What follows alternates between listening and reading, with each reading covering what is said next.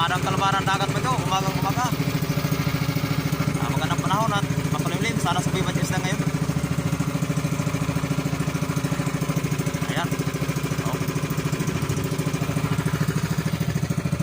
So yan amigo, magandang umaga nga pala amigo sa ating mga subscribers dyan, sa ating mga viewers, pati rin po sa mga silent viewers natin yun. Magandang umaga po sa inyo lahat.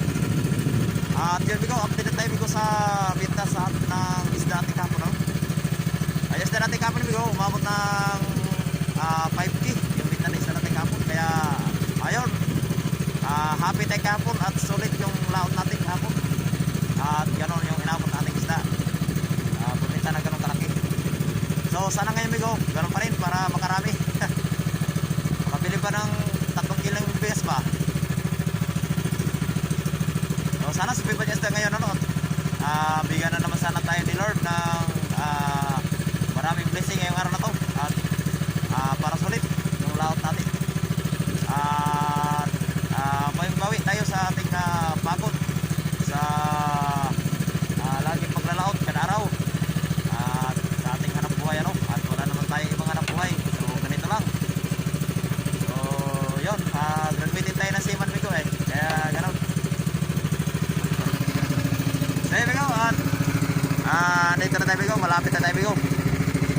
Dito na tayo amigo sa may pagitan ng Samar at saka isla namin sa yung isla ko sa Biliran. Yan.